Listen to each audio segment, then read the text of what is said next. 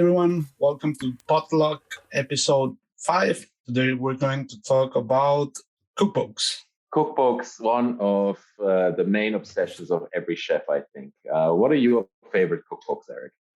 I would say my number one is the French Laundry Cookbook. For me, I discovered this book while working in Mugaritz. Someone had it in the shared flat where we used to live, the trainees. And I was really impressed by the similarities with Mugaritz. They also had a garden. The chefs were also like impeccably dressed. It was like a year later that I managed to buy the book for myself and read it. And I really like that it was not about the recipes. Actually, I have never cooked one of the recipes of the book, but it had like inter chapters where they would talk about kind of like gastronomy philosophy, about being respectful with the products, knowing the stories of the producers, understanding technique, being respectful with traditions, with execution. And this all told in first person by Thomas Keller. In a way of format, I think that book was really, really interesting for me. Yeah, definitely. It's also one of my favorite cookbooks of all time. And it's crazy how how it's still relevant today. It's quite an old book by now. And still you open it up and things, of course, they're a little bit, past the time, but, they're still interesting. You could still see them in a restaurant, the way that the dishes are depicted in a book nowadays, and it still holds a place, and that's not something that you find a lot when you look at old cookbooks. Often, it's a very firm trend that then kind of like develops, but you can really see how influential Thomas Keller was in the worldwide cooking scene. Yeah, I remember that the first year I knew about French Laundry, it was, I think, 2005. And that year it was named the best restaurant according to the 50 best restaurant list. If it wasn't that year, it was next year, but I remember it was the best in the world. And many times is a restaurant that people don't understand because it's so classic, and a lot of people just want to see fireworks in a restaurant, while French Laundry and per se are pretty sober proposals and offers and culinary style. But again, for me, the most interesting is the philosophy and the character itself and the whole story about Thomas Keller, how he opened that restaurant, how he started from scratch. And man, you see that kitchen now and how it was when they opened in the mid-90s is really impressive.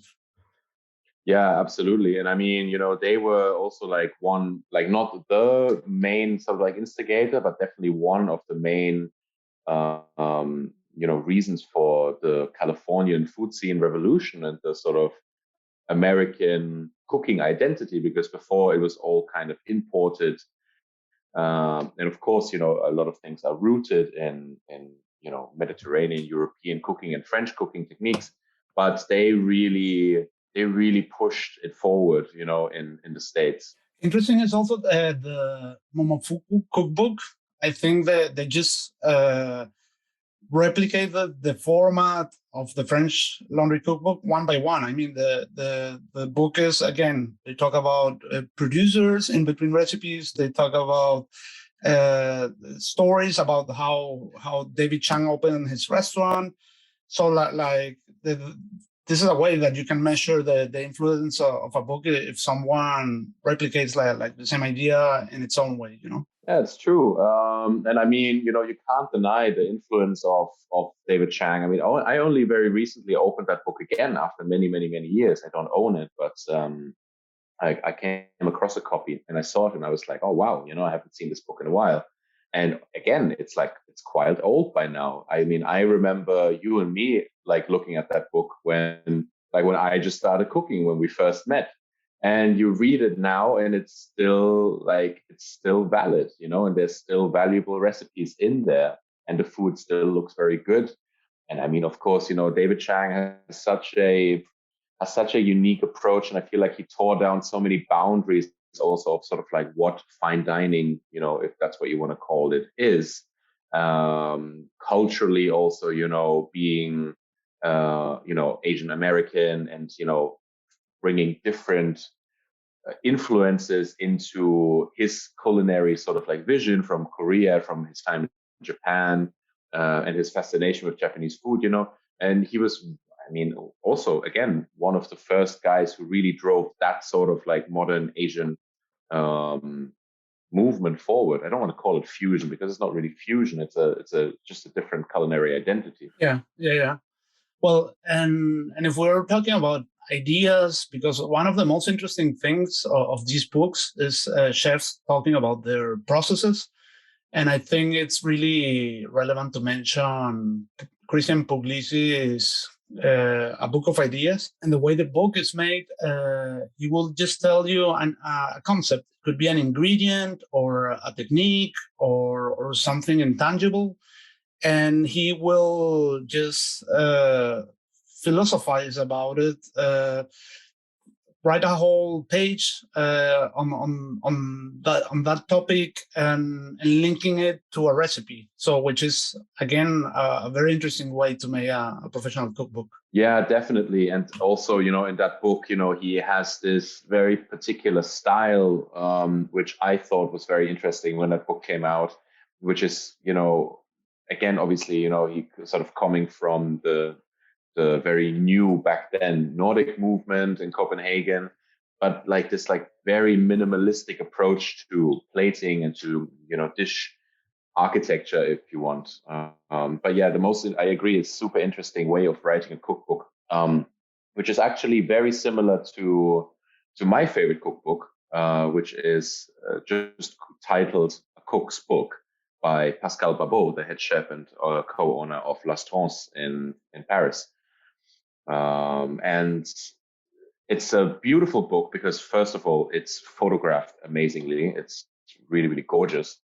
But at the same time, there are some recipes, but he in the beginning talks about that it didn't really make sense for him in his head, in his mind, to write a cookbook, because the way that he works is very intuitional and very spontaneous, and dishes are constantly changing. So what he did instead is he presents dishes and then talks for 2 to 3 pages about the process, his thinking behind how he got there, how he arrived there, breaking down the products, breaking down the techniques, the balance of, that he wants to strive for, what he wants you to experience with the dish. And it's incredibly interesting to read, because rather than just replicating a recipe, you understand his thought process behind it much more. Apart from that, it's also interesting that together with that cookbook comes a smaller book where he photographs a sort of step-by-step guide for certain techniques, like grilling a pigeon, but he is notoriously famous for incredible execution and just like really like laser sharp precision. And again, it photographed really, really beautifully. And then you see how he cooks a pigeon, and it's just really inspiring.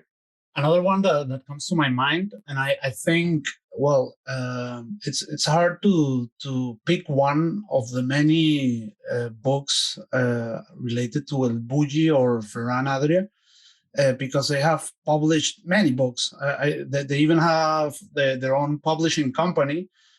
So you have all the classic El Bulli books. Then you have like The Secrets of El Bulli, which is a book from '94, which is just about how they conceptualize everything inside El Bulli. I would say my favorite one is a book from 1992 called The Cuisine of the Mediterranean in Spanish. And this is really interesting because I think you get to see like a synthesis of the whole nouvelle cuisine movement into like a conclusion in that book. And actually, early '90s, I would say is the absolute end of nouvelle cuisine, and where new culinary trends start to evolve, starting with Ferran Adria. Also super interesting, he tells about all of his thought processes in that book. And he also presents a creative methodology that works with table sheets. This is not common at all to expect from a book in 1992. Similar to that one is another book called Los Postres del Bulli, The Desserts from El Bulli, from Albert Adria.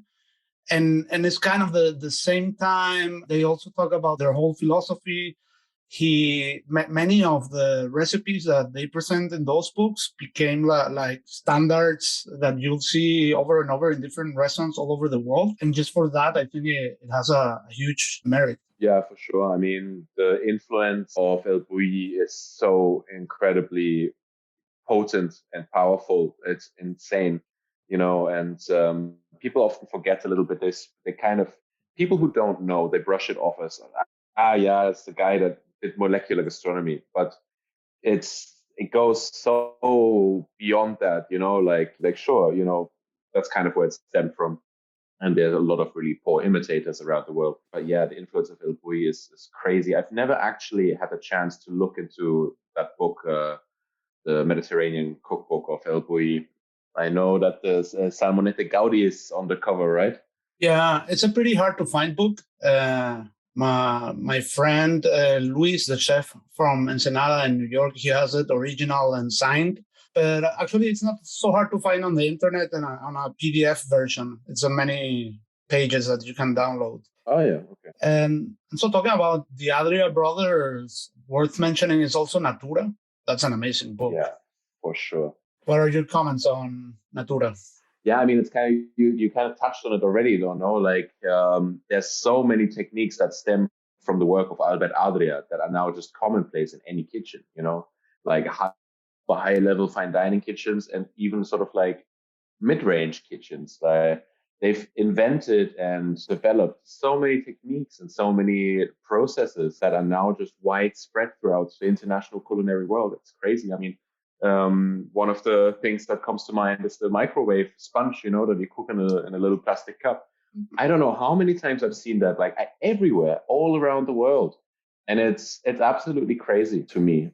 And I mean, just because of that, I mean, it's also a very beautiful book. It's, I mean, for people who haven't seen it, it's desserts that are very sort of like, that are modeled after inspiration that comes from nature. So you'll have things that look like bark and rocks, and it's very beautiful. And for me, like also, El Bulli, kind of gets summed up as El Bulli, but I think you have to really separate El Bulli and Ferran Adria from, El Bulli and Albert Adria, who both, although working in the same place, have had their own influence, massively. Absolutely. Yeah. Well, and since we're talking about El Bulli, it's also worth mentioning Mugaritz. I think it happens the same sometimes with music. Many times my favorite album is the first one from an artist, and many times with cookbooks, or it happens the same. And I think Mugaritz is also an example of it. I really like the first cookbooks they did about foie gras and about chlorophylla, about cooking with wild herbs. That time that was really different what they were doing back then from what they're doing today, or even in the last 10 years. It feels almost like completely different restaurants. That cookbook, I remember you would have like the recipes, and next to it there would be like different Basque writers would write like short stories or just like literary work around those herbs. And I thought that was also like a pretty cool way to design a book, like adding some literature and poetry to it, not just creating like a technical tool, but also like something more artistic and creative. Yeah, for sure. It's like they really, I mean, it gives a sort of sense of place, but also, if you look at the main sort of like first big cookbook that they did with Phaidon, they have also so many sort of like elements in between the dishes. You have photographs of the hills and the mountains and the forests and the herbs and ferns and the garden. And it gives you this sense of romanticism and mystical. It gives you this mystical feeling, which I feel like Mugaritz is kind of about, kind of tucked away in the Basque countryside. And there's so much like such a mythical feeling to it. And I mean, anybody who knows Andoni Aduriz knows that he's a very poetic guy in his thinking, in his approach, like his work approach, and the way that he talks about his philosophy. I mean, he has a very beautiful way of thinking about things. Yeah, other books that I like about from Mugaritz, also before the one you mentioned, the first big Faidon book, there's one about cod called Tabula. That was like from an editorial design perspective, it's a really beautiful book with amazing pictures, all focused on cod. And they invited chefs from all over the world to cook their own cod recipes. So I remember it was like really international.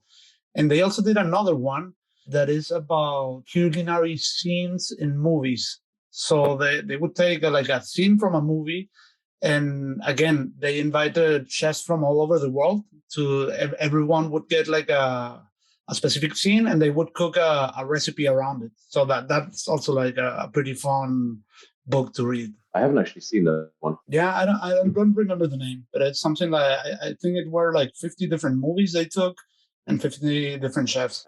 So in talking about Mugaritz, it always takes you back to Michel Bras. I think that's has to be one of the most influential cookbooks ever, together with the ones we just mentioned. But again, Michel Bras created a style of understanding nature and surroundings and putting it into a plate in a very creative way, but at the same time, not pretentious at all. So it's probably one of the most interesting cuisines that there is. Absolutely. I think he's one of the most influential chefs of our lifetime. He's so, like, he really revolutionized this sort of style, and like also the lightness, the natural, like the way that it's natural, going away from, being too stiff. I mean, he's by far one of my favorite chefs, and it's a beautiful, beautiful cookbook also. Also one of those cookbooks that is very old, but you open it now and it's still interesting, And I mean, his, signature dishes have been recreated all around the world. His most famous dish, the gargouilloux, you find versions of that dish, which, he made a version of a traditional sort of vegetable stew there in the oven, made from different vegetables and bacon. And his signature dish is a selection of vegetables from his garden and the surroundings, cooked in very specific ways and then assembled. So it basically looks like a big sort of vegetable salad, but it's so intricate and so technical. And you find different versions of just that dish everywhere. Chefs in Japan, chefs in Spain, chefs in the States, everywhere people have made this sort of, conscious or not conscious homage to Michel Bras, recreating this dish. Also, this style of plating on an infinite white surface, I think he was the first one to do that. That also became like a standard you'll see over and over again in different cookbooks and pictures. Yeah. So since we're in France, I think it's also worth mentioning Alain Ducasse. He has many books. Most of them are quite expensive. So I just managed to get one that is the Mediterranean cuisine, and that's an amazing book because they stylize into like more modern fine dining formats, traditional dishes from all over the Mediterranean, North Africa, Eastern Europe, South Europe, every country that has contact with the Mediterranean. There is for sure a recipe in the book.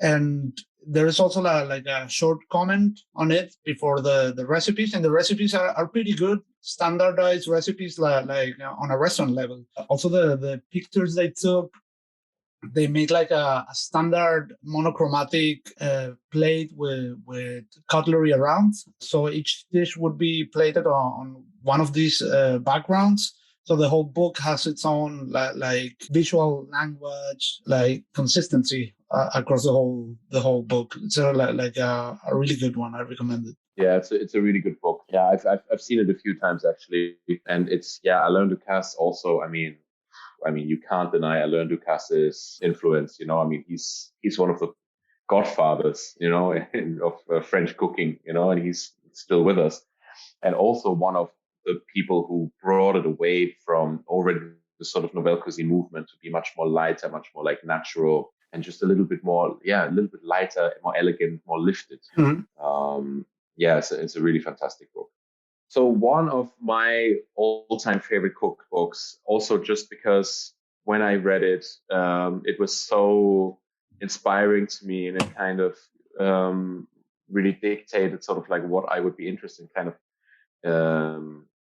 just like the Pascal Babot book and the Michel Bras book, is the first Faviken cookbook by Magnus Nielsen. And it was just so, I was so fascinated by, first of all, it's a beautiful book, it's beautifully shot. There's such a sense of terroir and the environment that he's in, but at the same time, the way that he talks about the cooking precision and the purity of the ingredients. And reading also, there's a lot of text about his approach, what his thought process is. And I really loved that style of sort of like just having a really fantastic product, cooking it really excellently with very, very top execution, and then just presenting it very, very simply in a very natural way. And I thought that was fantastic. And it really inspired me, and it like still now follows me around. I still find it inspiring, and it's still how I want to cook myself. A pending task that I have actually is going into the whole work of Heston Blumenthal. Of course, I know like the highlights of what he's done, but I haven't actually took the time to see the Fat Dog cookbook and all these other books he has published. But I know that a direct consequence of his work is modernist cuisine, since the book was mainly developed by two former ex head chefs of the Fat Dog. And like it or not, modernist cuisine also like set a new standard for many things. Many of the recipes have like the other books we mentioned have been replicated all over the place. They work pretty well. It's also like an insane work. Everything they did, of course, the budget they had. It was also like a super high budget to produce a cookbook. At the same time, I wouldn't say it's one of my favorites, but I think it's worth mentioning. They also kind of established a culinary movement in Seattle, which is where the book was published, that is still alive today, of having an approach, like a more technical approach to cooking, and using not so common pieces of equipment to develop new techniques around it. Also, well, it's highly technical mainly, but it's not a chef's cookbook, but at the same time it is. It's not a restaurant cookbook, but it feels like it. So in many cases, like an interesting publication. Yeah, it's interesting for sure. And I mean, it's a different approach for sure. It's kind of depends, what sort of person you are. If you're like a very, very technical guy who likes the science aspect of it, or whether, like you're a more like intuitive cook, I mean, for me, for example, I think cooking is a lot about, intuition, but then like you can't deny that the control and the depth that modernist cuisine goes into is fantastic. I mean, the work that they've done is really, really great. They went into so much detail with so many things. And I mean, you have to say that in this sort of movement, also in like the last, I don't know, like 10 years at least, it's broadened a lot of chefs' horizon, a lot of cooks' horizon so much. I mean, like even now, going into a relatively normal kitchen, you can talk to anybody about fermentation, about alcohol and vinegar production, and people have like a pretty basic understanding, but have an understanding of the processes that go on behind these preparations. And I think that's really cool. And I mean, it just enriches the profession. Yeah. But Yeah. it's a fantastic body of work that they've done. Yeah, it's like a go-to book if you want to consult any specific. Yeah. Well, I think we've covered a lot of books, and most of them are chefs or similar cookbooks. But I think we could make a follow-up episode going more like to specific traditional books, or perhaps another one with autobiographical or biographies. So there is so much in a culinary library that we could make many episodes about it. Yeah, that's true. Yeah, sounds good. So I was thinking perhaps we could talk on our next episode about just kitchen stories, like kitchen confidentials, things that we've seen and lived in different restaurants. Yeah, story time with Eric and Phil. Yeah, exactly. I think that sounds great. There's definitely a lot of stories to tell there. Okay, great. See you next time. All right. See you next time.